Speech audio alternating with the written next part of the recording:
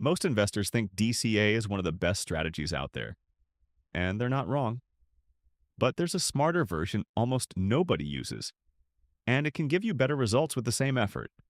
And if you're still using basic DCA, you might be leaving real money on the table. Most people who are even a little bit into investing have heard of DCA dollar cost averaging.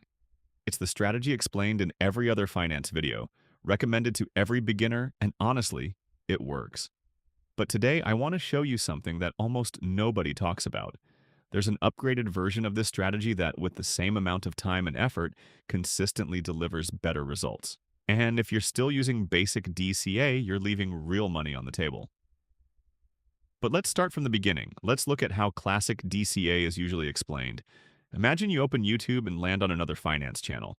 There's a guy in a clean setup with a bookshelf behind him, and he's telling you something like this. Instead of putting all your money in at once, you just split the amount into equal chunks and invest every month. Say $1,000 a month, no matter what the market does. Market drops, you buy more shares for the same money. Market goes up, you buy fewer. Over time, you end up with a solid average entry price and you never have to try to time the market. And all of that is true. Basic DCA genuinely reduces the risk of bad timing, builds discipline, keeps you investing consistently, and protects you from emotional decisions. It's fundamentally sound advice. But here's a question that guy in the video never asks.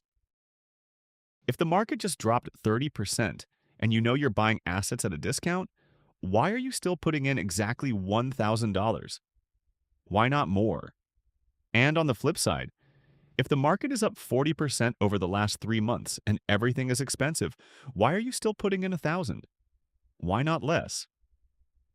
Basic DCA doesn't answer those questions because it doesn't even ask them. It just says, fixed amount, fixed interval, don't think. And there's real beauty in that simplicity. But there's also an obvious limitation.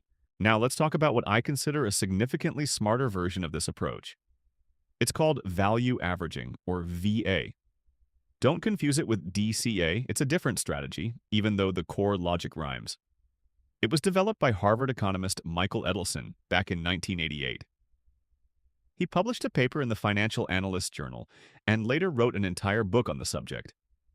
And yet the strategy remains largely unknown among everyday investors, almost 40 years later. Why?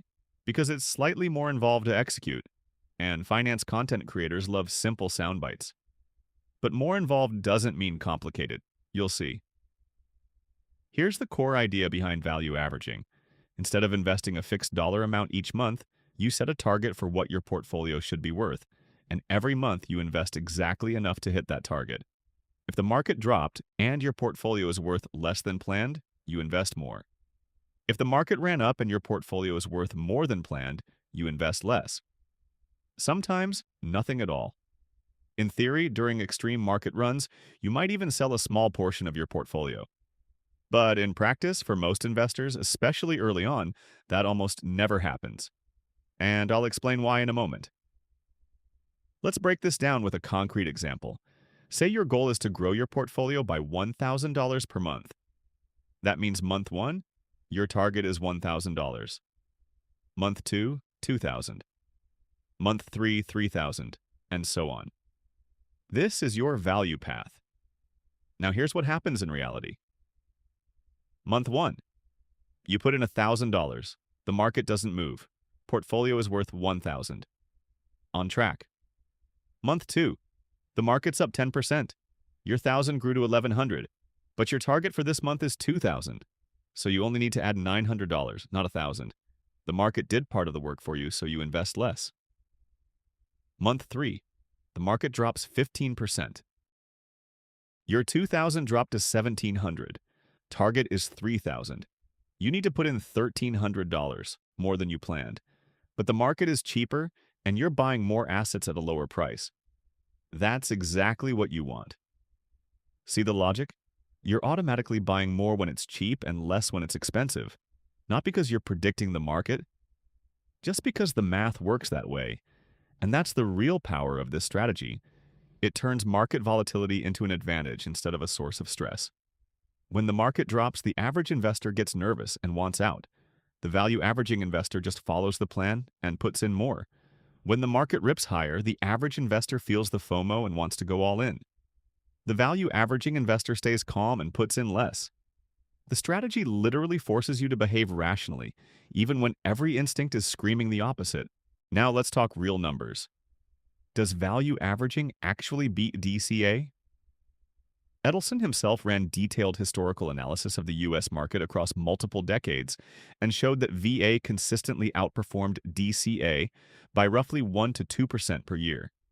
That might sound small, but over a 20 or 30-year horizon, compounding turns that gap into something very real. Think about it this way. You invest for 30 years, and instead of ending up with, say, $700,000, you end up with $1 million. That $300,000 difference, that's the effect of a better average entry price. And you didn't work harder. You didn't study charts. You didn't watch CNBC every morning. You just used a smarter formula. But here's an important caveat I want to be upfront about, because I'm not here to just hype a strategy. Value averaging requires flexibility in your monthly contributions. If the market drops hard and stays down, you might need to invest significantly more than you planned in some months. Instead of $1,000, maybe $2,000, maybe even $3,000. If you don't have that financial flexibility, the strategy breaks down. So before you switch to VA, you need what I call a cash reserve, a buffer of money you can deploy in heavy contribution months. The best way to set this up, in months when the market runs up and you invest less than your baseline, don't spend that leftover money. Park it in a money market fund, a high-yield savings account, or short-term treasuries. Let it sit there and wait for you so when the market pulls back and you need to put in more, the money is ready. Another thing that trips people up, the question of selling. Technically, if the market runs so far that your portfolio's value blows past your next target, value averaging says you should sell a portion. But practically speaking, especially in the early and middle years of building wealth, your portfolio rarely grows so fast that this becomes a real issue. And selling means capital gains taxes, which changes the math considerably. So many practitioners of VA just set a simple rule. If my calculation tells me to contribute 0 or less this month, I just skip the contribution. That's a simplified version that still captures the vast majority of the strategy's edge. Now let me put these two strategies side by side so you can see clearly which one fits where. Dollar cost averaging is the right call if you're just getting started and want maximum simplicity. If you have a steady paycheck and want to auto-invest a fixed amount every month without making any decisions. If you're the kind of person who genuinely wants to set it, forget it and never think about it again.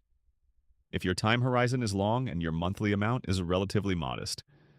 In all of those cases, basic DCA is excellent. It's simple, it builds discipline, and it works. Value averaging is the better choice if you already have some investing experience and understand the basics. If you have financial flexibility, it's meaning a cash buffer that can cover heavier contribution months. If you want to squeeze more performance out of every dollar you invest, if you're comfortable doing a quick 5-minute calculation once a month, and if you're psychologically ready to invest more precisely when the market is falling and everyone around you is panicking. That last one, honestly, is the most important. Because VA isn't just a strategy, it's a discipline test. When the S&P 500 is down 20% and your 401k looks ugly and financial Twitter is losing its mind, that's the exact moment VA tells you to put in more than usual. Can you do that? If the answer is yes, VA is built for you. Let me also walk you through what this actually looks like in practice for a regular investor in 2026. You open a spreadsheet, Google Sheets, Excel, whatever you prefer, and you set up 3 simple columns. Column 1, month and year. Column 2, your target portfolio value for that month. Column 3, your actual portfolio value at the start of the month. The difference between column 2 and column 3 is your contribution for that month. That's it. 5 minutes, once a month. You check what your portfolio is worth, compare it to your target, and invest the difference. Every major brokerage, Fidelity, Schwab, Vanguard, Robinhood, shows your current portfolio value in real time, so there's no extra work involved. I also want to spend a moment on the psychological side of this because it doesn't get enough credit. One of the biggest problems investors face is emotional reaction to market movement. Market drops, fear. Market pumps, greed. Both emotions lead to bad decisions. DCA solves this partially by removing the decision entirely. Just put in 1,000 and don't think about it. VA solves it differently. It gives you a clear algorithm that tells you exactly how much to invest this month. Full stop. When you have an algorithm, there's no room for doubt. There's no inner voice asking, should I wait a little longer? Or is now the time to go all in? You just look at the spreadsheet, see the number, and execute. Here's something else worth understanding. Value averaging works especially well in volatile market conditions, which is exactly what real markets look like. If the market just grinds steadily higher every single month with zero pullbacks, DCA and VA will produce roughly similar results. But real markets don't do that. Real markets give you corrections, panics, Fed-driven sell-offs, meme stock frenzies, and everything in between. That's where VA turns chaos into a structural edge. And if you look at the last 25 years of U.S. market history, the 2008 financial crisis, the 2011 debt ceiling scare, the 2018 fourth quarter sell-off, the March 2020 COVID crash, the 2022 rate hike bear market, every single one of those episodes was a massive gift for anyone running a value averaging strategy. And let me be real with you about why this strategy stays under the radar. I think there are a few reasons. First, most financial content is built for beginners. Buy index funds. Don't try to time the market. Just invest every month. Those are messages you can explain in 3 minutes. VA takes a little more unpacking. Second, financial advisors and fund companies make more money when your cash is fully deployed in the market at all times. A strategy that sometimes tells you to invest less isn't exactly what they're incentivized to recommend. Third, and this is honest, most people genuinely don't want to spend even 5 minutes a month on this. They want automatic transfers and zero mental overhead. For them, DCA is the right answer. But if you've made it to this point in the video, you're clearly not that person. Here's how I want to leave you.